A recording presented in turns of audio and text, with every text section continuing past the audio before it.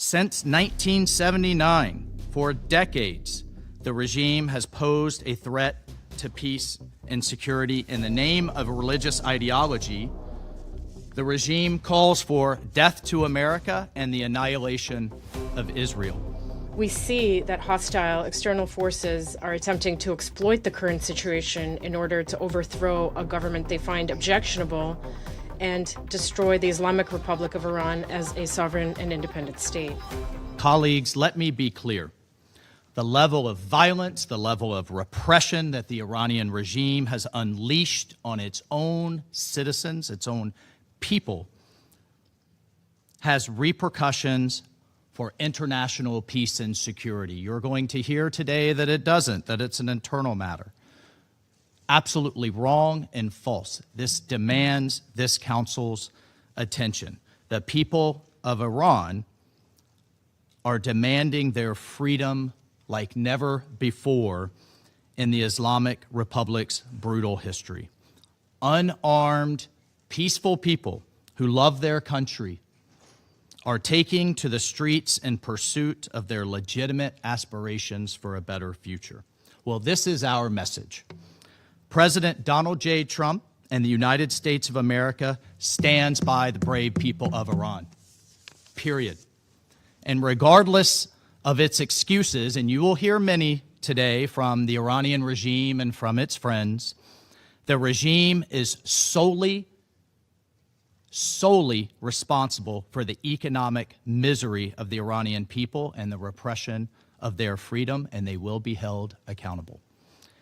The estimates of the numbers of protesters killed by the regime so far range from the thousands to the tens of thousands. Although visibility into the totality of the violence has been obscured deliberately by the regime's nationwide internet blackout.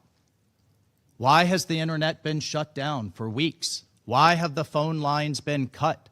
Why are commercial satellite communications being jammed in a very sophisticated manner? We've had a complete blackout. No internet, no phones, nothing. Only thanks to the Starlink system do we even have some window, a limited window, into the atrocities that are ongoing. Well, President Trump has been clear. He will not, nor should the international community, tolerate innocents being slaughtered in the streets. Since 1979, for decades, the regime has posed a threat to peace and security in the name of a religious ideology. The regime calls for death to America and the annihilation of Israel. Even as its own citizens cannot afford the very basics, food, drinking water, very basic medicines, it spends billions to develop its nuclear and ballistic missile programs to threaten its neighbors in the world and its support of terrorism. Well, from its inception, the regime has been the world's #1 state sponsor of terrorism, so declared year after year, bringing uncountable, death and suffering to innocents from Beirut all the way to Buenos Aires, while its rulers have become rich off of oppression and misery meted upon the Iranian people. The Iranian regime has also been a serial human rights abuser from its very first day in power. And as you heard today, young women like Mahsa Amini have been murdered for daring to uncover their hair in public. While religious minorities have been subjected to the most severe persecution, these abuses have been documented right here by this body, have been documented at length by the United Nations, have been documented by the Secretary General's own regular reports on the situation of human rights in Iran, the most recent of which was released just last year in 2025. Colleagues, In addition to the gross human rights abuses, in addition to its illegal march towards a nuclear weapon, in 1979, the regime we now know, led by Ayatollah Khomeini, gave support to radical students who attacked the United States Embassy in Tehran, took over 50 Americans hostage, and held them in captivity for over 400 days. That was followed by the bombing attack on the United States Embassy in Beirut, killing 17 Americans and scores of Lebanese civilians, followed by the supported and direction of terrorists who drove 2 trucks filled with explosives into U.S. and French barracks in Beirut, killing 241 American soldiers and 58 French military personnel, all part of a multinational force invited by the Lebanese government. It's responsible for the deaths of over 600 American service members and countless others in Iraq. Bottom line is Iran's partners and proxies with Iranian weaponry, documented by the United Nations Yemen panel of experts, have repeatedly attacked our partners in the Gulf and attempted to damage global energy infrastructure. And then finally, the Iranian regime state television amplifies calls for a, quote, one-bomb solution to wipe Israel off the map, which ironically would be not only a massacre of all Israelis, but also the Palestinian people whom the regime claims to support.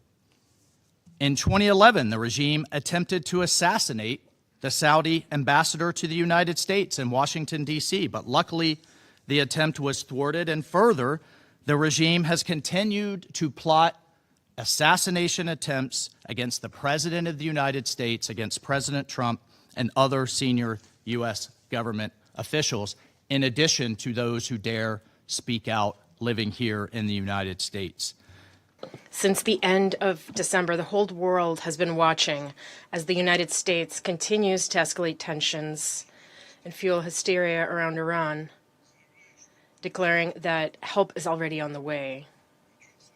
What's more, in its official statements, Washington has not even tried to cover up the genuine reasons for its alleged concern over the country's internal political situation as it threatens new strikes against Iran. Today's meeting, convened by our American colleagues, is nothing more than yet another attempt to justify blatant aggression and interference in the internal affairs of a sovereign state. And if, as Washington puts it, Iran's authorities do not come to their senses, then Washington will solve the Iranian problem in its favorite way through strikes aimed at overthrowing an undesirable regime. To lend credibility to their actions and to justify them, they have invited today's briefers, individuals who have been living in the United States for some 20 years and promoting an anti-Iranian agenda in Washington's interests. These so-called briefers cannot speak on behalf of the Iranian people. We firmly reject any attempts by the U.S. to waste council members' valuable time on briefings that are meant only to serve the interests and the position of those who convene this meeting, and briefings that are in no way related to issues of international peace and security. What just took place overall was nothing more than a circus, an embarrassment, a cheap show that is unbefitting of members of the Council.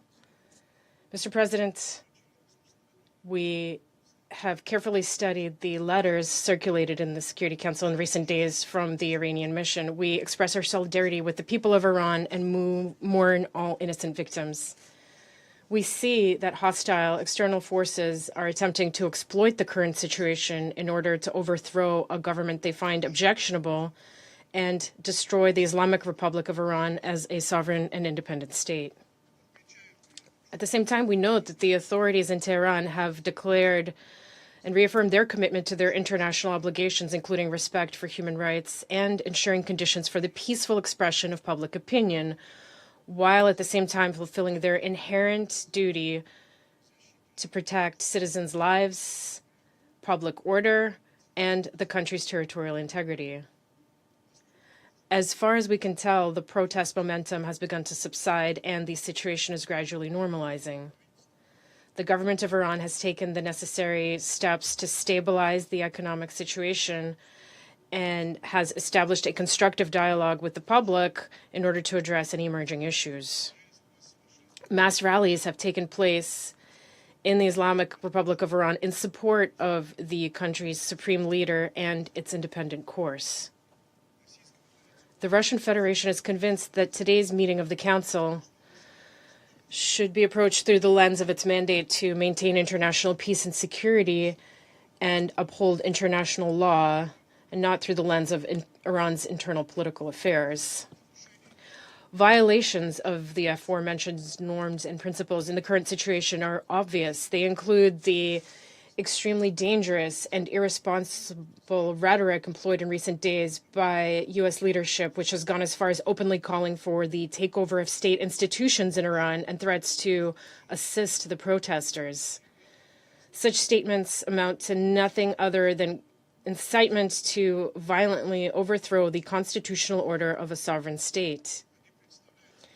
They are a gross violation of paragraphs 4 and 7 of Article 2 of the UN Charter, which prohibit the threat or use of force and establish the principle of non-interference in the domestic affairs of states. Mr. President, what is happening on the streets of Iran in recent days has gone far beyond peaceful protest. There have been documented cases of firearms use, killings of law enforcement officers as well as civilians, arson attacks on medical facilities and public institutions, as well as attacks on emergency service facilities. These actions cannot be covered up by the pretext of freedom of expression or protecting human rights.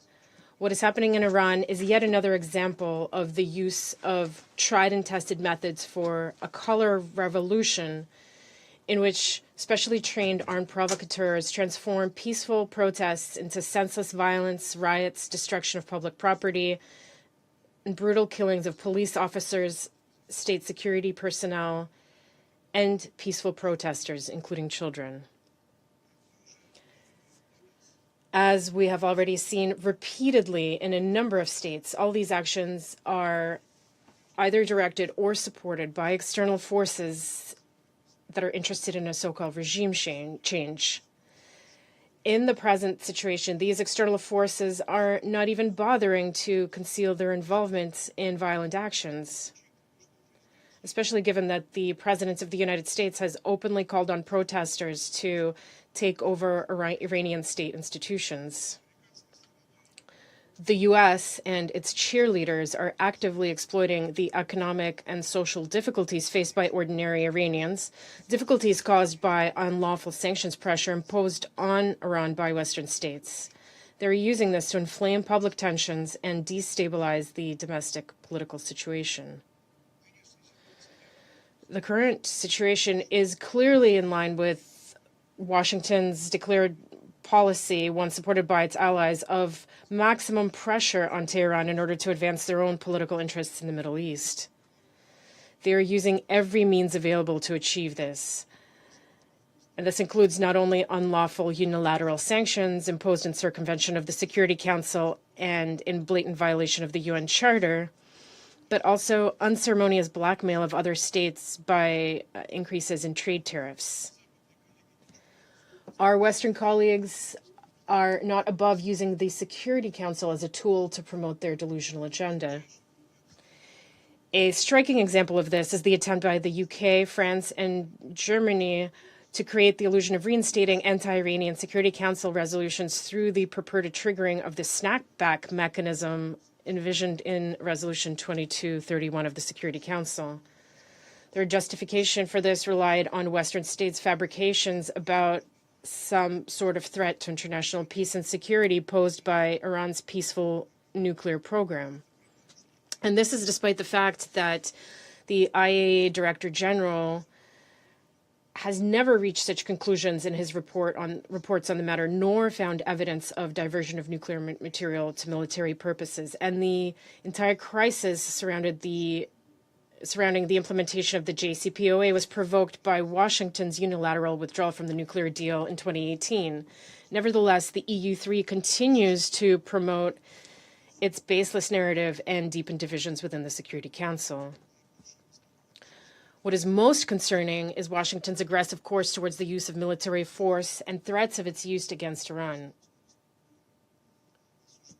We condemn such actions, no matter what arguments are used to justify them, as a gross violation of international law and the UN Charter.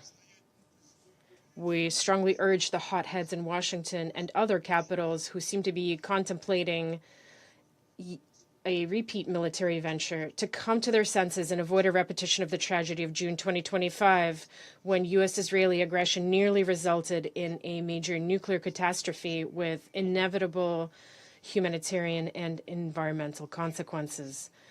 We demand that the United States and its like-minded partners refrain from further reckless steps, including those involving nuclear facilities. They should rather focus on providing solid assurances against further confrontation and resume joint efforts to find potential solutions. This includes addressing unfounded concerns regarding Iran's peaceful nuclear program. All of this should be done on the basis of international law and seeking a balance of all stakeholders' interests. Our country stands ready to assist this in every possible way. Mr. President, the Russian Federation decisively condemns all forms of external interference, incitement to violence, and threats of use of force against the friendly nation of Iran. We call on the conveners of today's meeting to stop making themselves out to be a global judge and put an end to their escalatory actions.